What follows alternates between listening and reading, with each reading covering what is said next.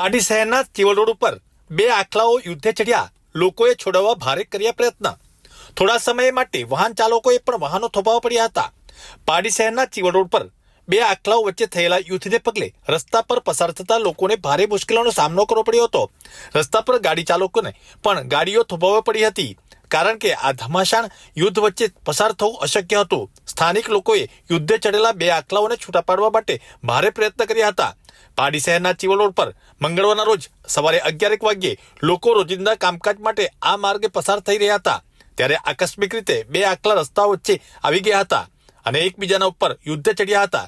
બંનેના આક્રમક સ્વભાવને કારણે તેમની વચ્ચેનું ઝઘડવું ખૂબ જ ઉગ્ર બની ગયું હતું, જેને લઈ આ માર્ગ પરથી પસાર થતા વાહન ચાલકોએ એક સમયે થોભવું પણ પડ્યું હતું, કારણ કે આ માહોલમાં આગળ વધવું જોખમકારક હતું. ત્યારે સ્થાનિક લોકોએ બંનેને છૂટા પાડવાના પ્રયત્નો કરવા લાગ્યા કે આ આખલાઓને કઈ રીતે અલગ કરી શકાય. તેમ છતાં બંનેનો ક્રોધ ખૂબ ઉગ્ર હોવાથી ઝઘડો થોડો સમય સુધી ચાલુ જ રહ્યો હતો અને યુદ્ધ કરતા કરતા આખલાઓ બંને રોડ સાઈડે જતા રહેતા પસાર થતા વાહન ચાલકોએ રાહત અનુભવી હતી.